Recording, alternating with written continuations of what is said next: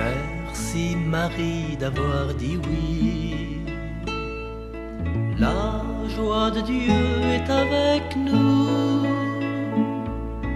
Merci Marie d'avoir dit oui. Au nom du Père et du Fils et du Saint-Esprit. Amen.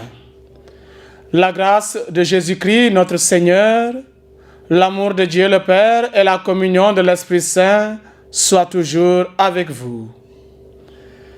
Bien-aimés, frères et sœurs dans la foi au Christ, à vous, chers fidèles auditeurs, chers internautes à travers le monde, soyez les bienvenus à votre émission religieuse catholique Parole vivante en ce dimanche 7 janvier 2018, jour de la solennité de l'Épiphanie du Seigneur, manifestation du Fils de Dieu à toutes les nations.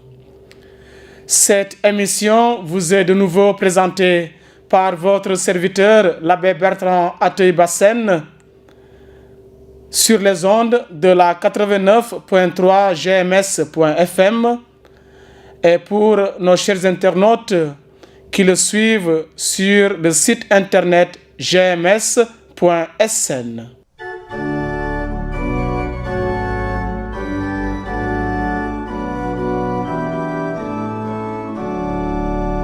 Aujourd'hui, la liturgie de ce jour nous appelle à la révélation de la lumière de Dieu, non seulement au peuple que Dieu avait choisi, mais à toutes les nations, car cet enfant Jésus, né à Bethléem, est venu sauver tout homme venu de Dieu, toute créature de Dieu. Alors aujourd'hui, d'une oreille attentive, écoutons encore cette parole de Dieu qui nous interpelle et nous appelle à pouvoir rayonner de la lumière du Christ que nous devons d'abord chercher à incarner dans nos cœurs pour que nous puissions en être le reflet dans notre monde d'aujourd'hui, surtout auprès de ceux et celles qui vivent dans l'obscurité de la souffrance, dans l'obscurité de la maladie, dans l'obscurité de toute forme de violence et de méchanceté à travers ce monde.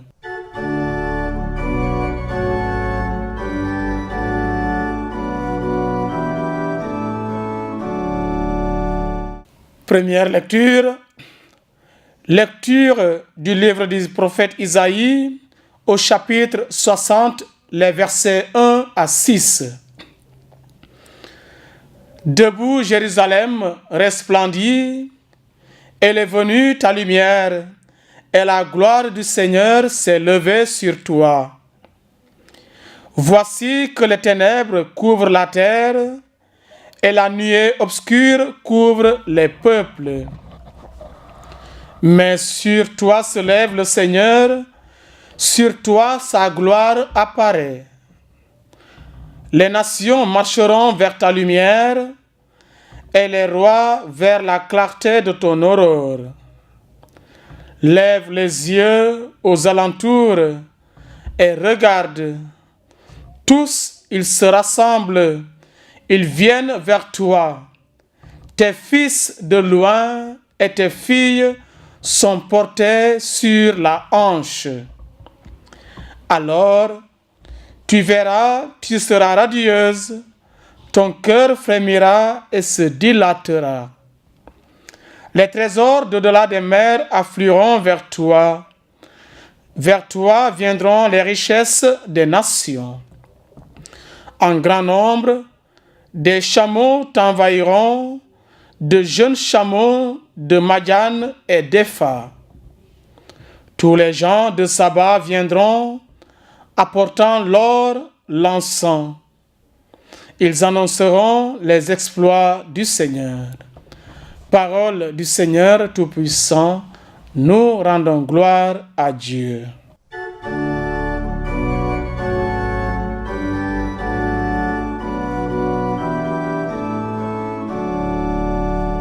Deuxième lecture.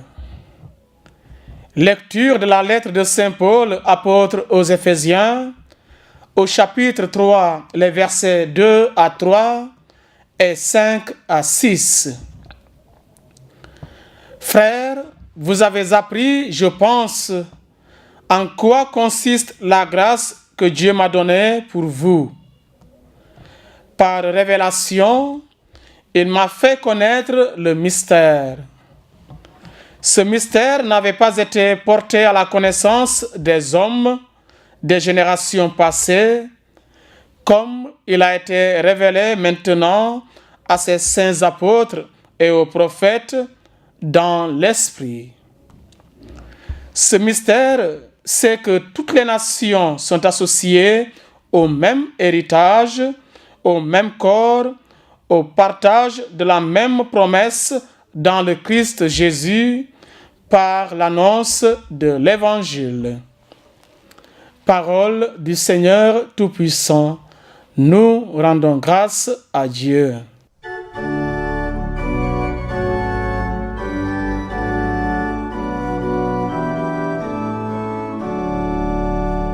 Évangile de Jésus-Christ selon saint Matthieu, chapitre 2, des versets 1 à 12. Jésus était né à Bethléem au temps du roi Hérode le Grand. Or, voici que des mages venus d'Orient arrivèrent à Jérusalem et demandèrent: Où est le roi des Juifs qui vient de naître? Nous avons vu son étoile se lever à l'Orient et nous sommes venus nous prosterner devant lui. En apprenant cela, le roi Hérode fut bouleversé et tout Jérusalem avec lui. Il réunit tous les grands prêtres et les scribes du peuple pour leur demander où devait naître le Christ. Ils lui répondirent: à Bethléem en Judée, car voici ce qui est écrit par le prophète. Et toi, Bethléem, terre de Juda, tu n'es certes pas le dernier parmi les chefs-lieux de Juda, car de toi sortira un chef qui sera le berger de mon peuple Israël. Alors, Hérode convoqua les mages en secret pour leur faire préciser à quelle date l'étoile était apparue. Puis il les envoya à Bethléem en leur disant: Allez vous renseigner avec précision sur l'enfant, et quand vous l'aurez trouvé, venez me l'annoncer pour que j'aille moi aussi me prosterner devant lui. Après avoir entendu le roi, ils partirent. Et voici que l'étoile qu'ils avaient vue à l'Orient les précédait, jusqu'à ce qu'elle vienne s'arrêter au-dessus de l'endroit où se trouvait l'enfant. Quand ils virent l'étoile, ils se réjouirent d'une très grande joie. Ils entrèrent dans la maison. Ils virent l'enfant avec Marie, sa mère.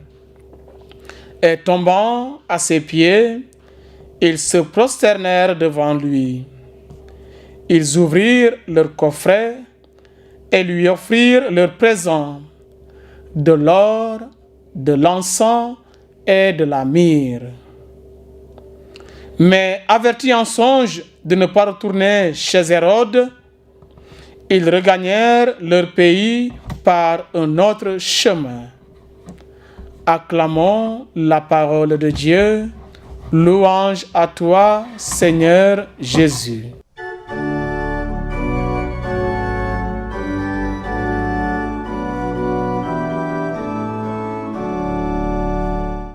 Bien-aimés frères et sœurs en Christ, en ce jour où vous suivez votre émission religieuse catholique Parole vivante que vous présente Abbé Bertrand Bassène, en ce jour où l'Église manifeste sa joie de la grande révélation de la lumière de Dieu à toutes les nations, le texte de la première lecture tiré du livre d'Isaïe évoque un fait qui a eu lieu après le retour du peuple d'Israël de son exil à Jérusalem. Ce peuple exilé retrouve sa ville et ainsi le culte à rendre à Dieu va reprendre. Alors la gloire du Seigneur est donc présente au cœur de la cité de Jérusalem. Mais le temple qui a été détruit n'est pas encore reconstruit. Que faudra-t-il faire? Où faudra-t-il rendre les louanges au Dieu très haut, en signe de reconnaissance pour toutes les merveilles dont il a comblé le peuple? Oui, le prophète Isaïe entrevoit dans ce texte pourtant le rayonnement d'une future Jérusalem, une Jérusalem qui va rayonner non seulement dans son pays, mais également auprès de toutes les nations. Et la tradition chrétienne catholique a vu dans l'épisode des mages venus adorer Jésus la réalisation de cette prophétie d'Isaïe. C'est aussi à partir de ce texte que les mages ont été représentés comme des rois. Oui, ces rois qui sont venus de très loin, qui ont bravé les routes, qui ont bravé collines et montagnes pour aller à la découverte de cet enfant mystérieux dont ils ont entendu parler. Guidés par une étoile, guidés, dirais-je, par l'Esprit du Seigneur, ils vont être conduits jusqu'en ce lieu où leur sera révélée la gloire de Dieu à travers un petit enfant couché, entouré de ses parents et des bergers. Cette lecture d'Isaïe, chers amis fidèles, à vous, chers auditeurs, nous rapporte la joie du prophète. Debout, Jérusalem, resplendis, dit-il, car elle est venue ta lumière et la gloire du Seigneur s'est levée sur toi. Cette parole adressée à la ville sainte nous appelle, nous aussi, à nous lever, chers frères et sœurs. Aujourd'hui, comme autrefois, le prophète nous recommande de sortir de nos enfermements, de sortir de nos craintes, de sortir de nos peurs pour aller rencontrer Dieu sur ces chemins insondables. Oui, il nous montre la lumière qui vient illuminer notre existence.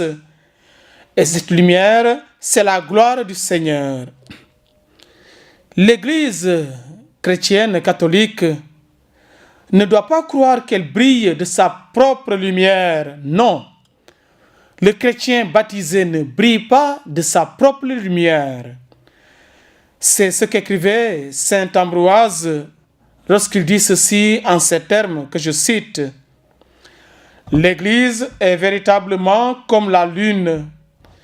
Elle ne brille pas de sa propre lumière, mais de celle du Christ. Elle tire sa propre splendeur du soleil de justice. Fin de citation. Oui, l'Église ne peut éclairer le monde aujourd'hui que si elle est éclairée par le Christ, lui, la lumière des nations. C'est lui-même qui nous le dit. Je suis la lumière et la vie. Je suis la lumière du monde. Celui qui me suit ne marchera pas dans les ténèbres, mais il aura la lumière de la vie. Nous trouvons ces paroles dans l'Évangile selon saint Jean, au chapitre 12, verset 8.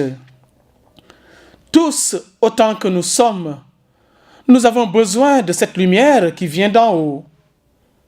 Elle nous est nécessaire, frères et sœurs, pour répondre de manière cohérente à l'appel que nous avons reçu au jour de notre baptême. Oui, chrétiens baptisés dans la mort et la résurrection du Christ, chrétiens dignes de Jésus-Christ, membres à part entière du corps du Christ, prêtres, prophètes et rois, nous sommes tous appelés et envoyés pour annoncer l'évangile de Jésus-Christ. Il ne s'agit pas pour nous de faire du fanatisme en obligeant les autres à se convertir, car l'évangile ne s'impose pas, l'évangile se propose, comme nous le disait un de nos formateurs au grand séminaire de Brin.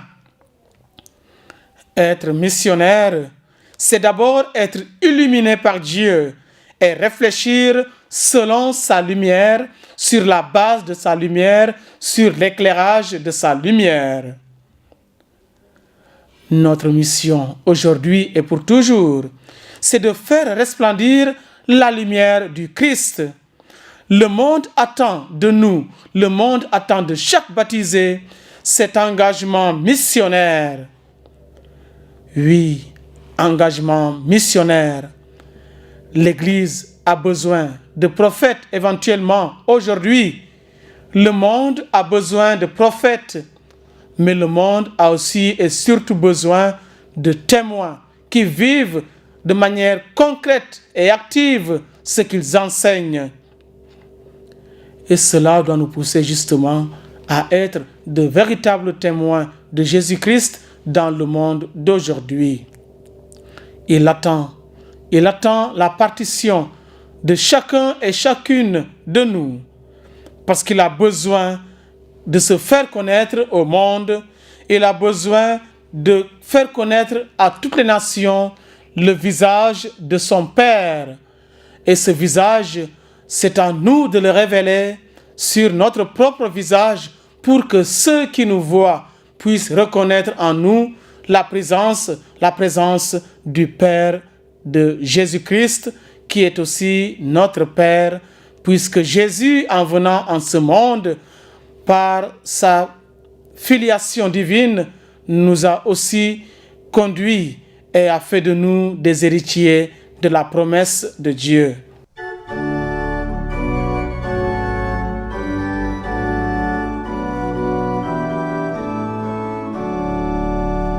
Oui, chers amis fidèles, chers internautes, à vous, chers auditeurs, je rappelle que vous êtes en ce moment en train de suivre votre émission religieuse catholique sur la 89.3 GMS FM en ce dimanche de la fête de l'Épiphanie. La seconde lecture qui nous a été proposée aujourd'hui, nous y voyons l'apôtre Saint Paul prendre éventuellement la parole. Mais qui est cet apôtre des nations dont nous entendons tant parler dans les Écritures, notamment dans ses propres écrits? Oui, c'est cet homme qui, sur le chemin de Damas, a rencontré le Christ ressuscité dans sa gloire. Et sa lumière a complètement bouleversé sa vie. Pour Saint Paul, cette rencontre fut un choc terrible. Celui qu'il croyait maudit de Dieu, du fait de sa mort ignominieuse sur la croix, était vivant, glorifié par Dieu, et sa vie s'en est trouvée bouleversée. Il reçut ainsi, Saint Paul, la révélation que toutes les nations païennes, et pas seulement le peuple juif, étaient sauvées par la mort et la résurrection de Jésus. C'est pourquoi il s'est tourné vers les païens pour leur annoncer ce mystère merveilleux qui lui a été révélé. Les païens sont associés au même héritage, au même corps, au partage de la même promesse dans le Christ Jésus par l'annonce de l'Évangile. selon les termes que lui-même Paul a utilisés dans la seconde lecture. Oui, c'est bel et bien là, frères et sœurs, un des sens de cette fête de l'Épiphanie, c'est-à-dire la révélation de la lumière à toutes les nations et la participation de toutes les nations à cette grande lumière qui éclaire la vie de l'homme. Oui, la bonne nouvelle est faite pour être annoncée à tout le monde. Le salut est offert à tous. C'est cette lumière qu'il faut transmettre à toutes les nations. Et Paul était imprégné de la présence et de l'amour du Christ. Il en a lui-même témoigné dans ses lettres, ses discours et ses voyages. Un jour, il dira lui-même, « Ce n'est plus moi qui vis, c'est le Christ qui vit en moi. » Cela, il le dit dans sa lettre aux Galates, au chapitre 2, le verset 20. Oui, l'annonce du règne de Dieu à toutes les nations. Ces nations ne sont pas à chercher loin, chers frères et sœurs. Ces nations, c'est ma famille. Ces nations, c'est ma communauté, ma paroisse, mon église diocésaine, mon lieu de travail. Partout où je vis, je dois avoir en ce lieu une nation au sein de laquelle je dois révéler le Christ lumière qui vient éclairer les cœurs de tout homme sans distinction de confession religieuse. Et il veut aujourd'hui que nous soyons ses relais dans cette mission. Oui, chers amis fidèles auditeurs, que cela nous interpelle à nous qui avons été baptisés, qui avons rencontré le Christ de manière spirituelle et qui voulons être ses véritables témoins. Que cette lumière nous soit révélée afin que nous puissions en témoigner tous les jours, surtout dans les moments d'obscurité, dans les zones d'ombre de la vie des hommes et des femmes de notre humanité.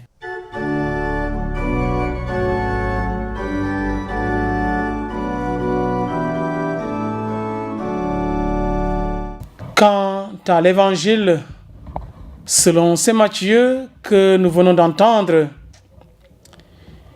il est important de savoir ou de se rappeler que les 2 premiers chapitres de l'évangile de saint Matthieu sont comme une grande préface où l'évangéliste lui-même annonce déjà l'essentiel de ce qui va être développé tout au long de son évangile.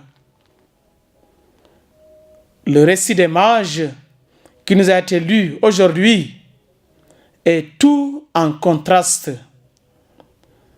Car d'un côté, des étrangers à la recherche du Messie, le signe de l'étoile renvoie au livre des Nombres, chapitre 24, le verset 17, interprété au temps de Jésus comme désignant le Messie à venir. Et de l'autre côté, nous avons des spécialistes de la Bible qui savent beaucoup de choses, mais qui ne bougent pas. D'un côté, nous avons un roi dans son palais qui craint d'être renversé. Et de l'autre, un tout petit enfant dans une humble maison. D'un côté, enfin, Jérusalem, la capitale d'où l'étoile est absente. De l'autre, le petit village de Bethléem, surmonté de l'étoile qui manifeste la présence du Fils de Dieu dans ce village. À l'évidence, chers amis fidèles auditeurs, chers internautes, l'évangéliste y a vu la préfiguration de la suite de l'évangile et des débuts de l'Église. Jésus, en effet, sera rejeté par les habitants de la Jérusalem, mais les païens viendront en masse adorer Jésus.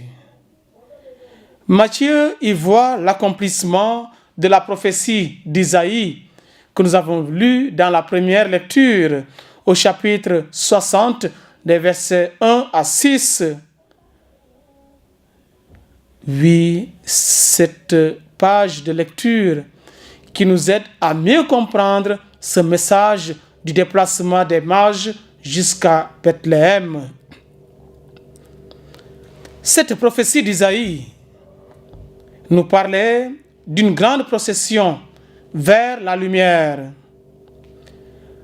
Les mages venus d'Orient sont les premiers de cette procession qui ne s'interrompt plus. À toutes les époques, des hommes, des femmes, des enfants ont suivi l'étoile. Ils ont trouvé l'enfant qui indique la tendresse de Dieu. Les mages représentent des hommes et des femmes de toutes les religions du monde entier. Les uns et les autres sont en recherche. Ces mages nous indiquent, chers frères et sœurs en Christ, la route sur laquelle nous sommes tous invités à marcher. Ils ont longtemps cherché la lumière véritable. Après avoir vu le signe de l'étoile, ils se sont mis en marche. Ils ont fait un long voyage. Et c'est l'Esprit Saint qui les a appelés et qui les a poussés à se mettre en chemin. Et c'est sur ce chemin qu'aura lieu la rencontre avec le vrai Dieu. Sur la route, les mages ont dû faire face à de nombreuses difficultés.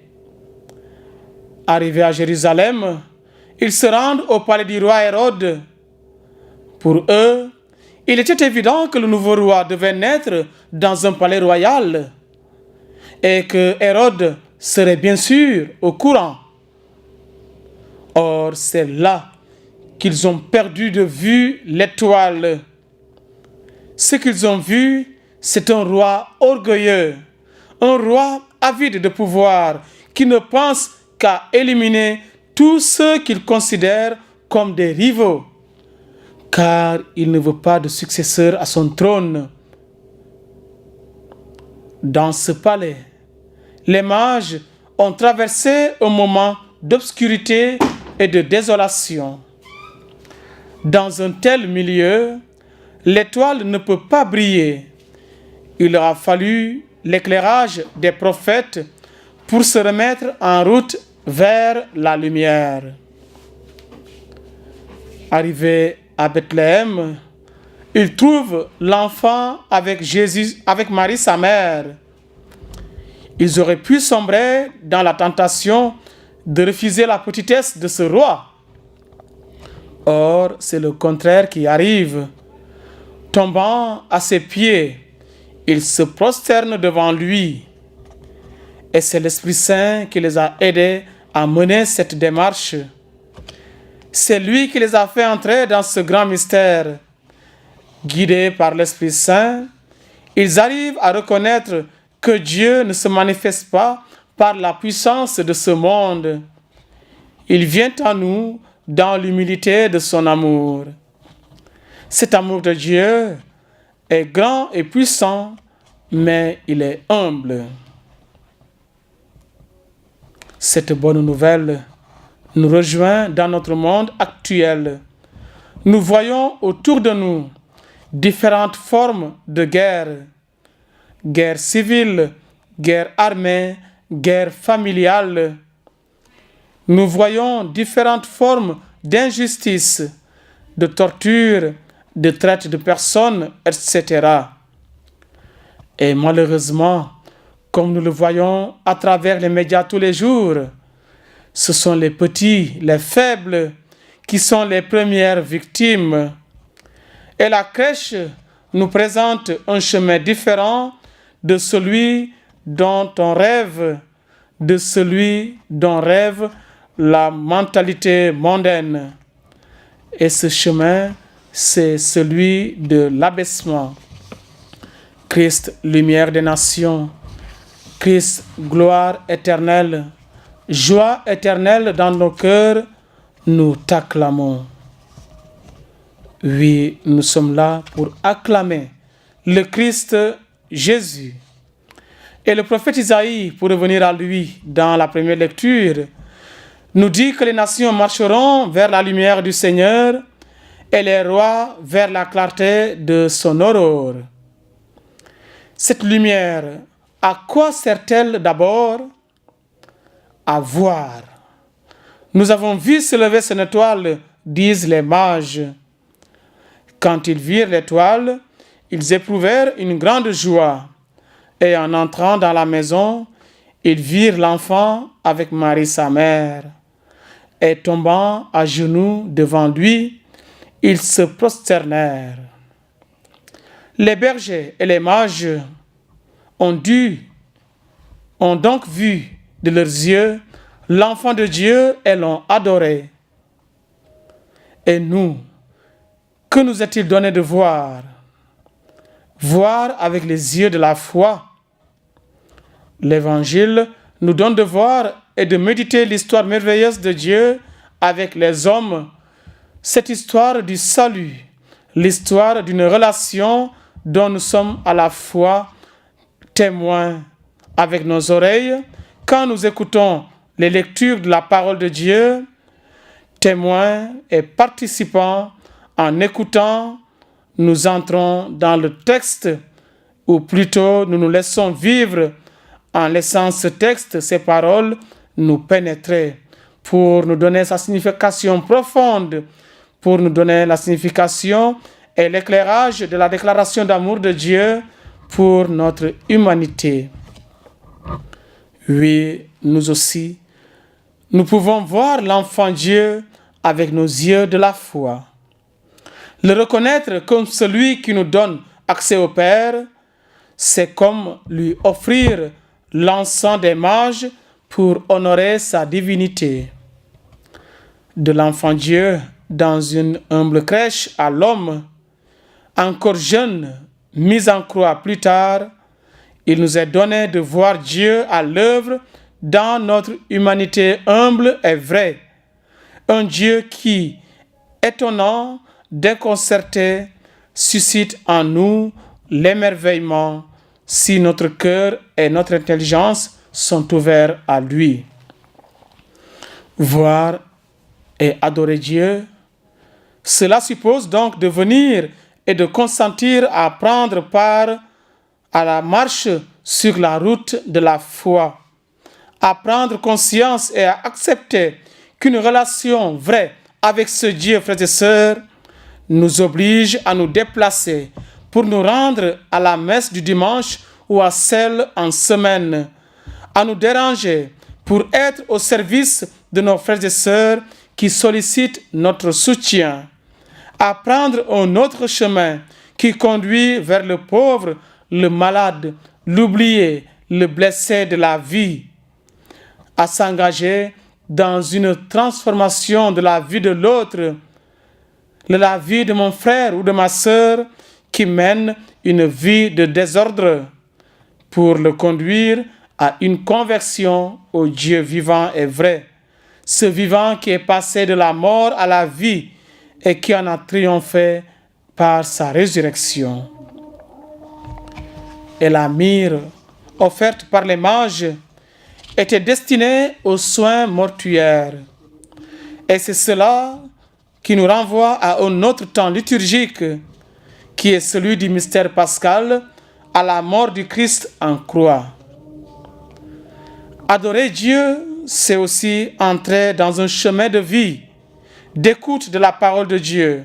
C'est dire non à l'esprit jaloux, menteur, assassin d'un Hérode, tentation qui peut nous traverser plus ou moins à un moment ou à l'autre de notre vie. Tombant à genoux, ils se prosternèrent devant lui. L'adoration se manifeste par ce geste humble de prosternation. Oui, tu n'adoreras que Dieu seul, aucune représentation humaine. Les saints, nous les vénérons. Ce sont nos intercesseurs. Nous vénérons la Vierge Marie qui intercède pour nous. Mais Dieu, nous l'adorons parce que lui seul est maître de nos vies. Nous adorons son Fils Jésus parce qu'il est Dieu et est venu en ce monde. Et finalement, cet enfant Dieu, nous pouvons nous offrir nous-mêmes à lui, en lui exprimant notre confiance profonde, notre foi, notre vie. Oui, si nous donnons à Jésus notre foi, notre vie, voilà l'or des mages que nous pourrons lui offrir. Nous aussi, par ce don total, nous éprouverons une très grande joie comme ces mages. Oui, les mages sont entrés dans ce mystère, ils ont passé des calculs. Ils sont passés des calculs hautains à l'humilité de la crèche. Nous pouvons demander au Seigneur qu'il nous guide sur ce chemin de conversion, qu'il nous libère des tentations qui cachent l'étoile. Il peut arriver qu'au milieu des tromperies mondaines, nous la perdions de vue, cette étoile. Mais comme les mages, n'hésitons pas à poser la question. Où est l'étoile? En la cherchant et en la suivant, nous trouverons le nouveau-né emmailloté et couché dans une mangeoire. Nouveau-né auprès de qui nous pouvons trouver la nourriture pour notre vie d'enfant de Dieu. Marie, notre mère, est toujours là pour nous montrer celui qui est la lumière du monde. Comme aux noces de Cana, elle nous redit, faites tout ce qu'il vous dira. Oui, Marie, notre mère, va recevoir en ce jour la visite de tous les enfants venus des différentes paroisses de notre diocèse de Ziguinchor qui vont se rendre à Elinkine pour se recueillir et se présenter à Jésus au pied de Notre-Dame de la Mission. Oui, voilà, frères et sœurs, un cadeau que notre Père évêque Monseigneur Paul Abel Mamba a voulu offrir de nouveau aux enfants de notre diocèse. Oui, à ceux et celles qui parmi ces enfants n'ont pas pu s'y rendre, nous disons qu'ils soient soutenus et aidés par les prières de leurs amis qui se sont rendus à Elinkine. Comme les rois mages, ces enfants ont quitté leur famille et sont partis, conduits bien sûr par leurs catéchistes, par des hommes et des femmes de bonne volonté, par des responsables de mouvements d'action catholique et d'autres structures de notre diocèse qui ont bien voulu encadrer ces enfants pour qu'ils aillent se présenter à Maman Marie à Elinkine. Que ce pèlerinage qu'ils effectuent aujourd'hui puisse leur être source de beaucoup de fruits. Que la Vierge Marie exauce leurs intentions et accorde à tous les enfants de notre diocèse et aux enfants du monde entier de toutes les confessions religieuses les grâces que le Christ, lumière des nations, est venu apporter à tous. Chers enfants, nous vous souhaitons un très beau pèlerinage autour de notre Père évêque qui est un Père aimable et qui vous aime en vous offrant ce cadeau de Noël. Chers amis fidèles auditeurs de la 89.3 GMS FM, vous venez de suivre votre émission religieuse Parole vivante en ce dimanche 7 janvier 2018, solennité de l'épiphanie du Seigneur. Oui, le Christ manifesté aux nations se révèle à chacun, à chacune de nous. Trouvez ici, frères et sœurs, les vifs remerciements et cette attention particulière que vous porte votre humble serviteur, l'abbé Bertrand Atey-Bassène. À vous tous, à vous, chers internautes, sur le site internet gms.sn, grâce, miséricorde, paix et bénédiction de la part du Seigneur Jésus-Christ, notre Sauveur, lui qui est venu en ce monde, qui vit et règne avec le Père dans l'unité du Saint-Esprit, maintenant et pour les siècles des siècles. Amen. Que le Seigneur vous bénisse et vous garde sous sa constante protection, lui qui est vivant et qui nous appelle aujourd'hui à vivre dans la pleine lumière, au nom du Père et du Fils et du Saint-Esprit. Amen. Merci Marie d'avoir dit oui. La joie de Dieu est avec nous. Merci Marie d'avoir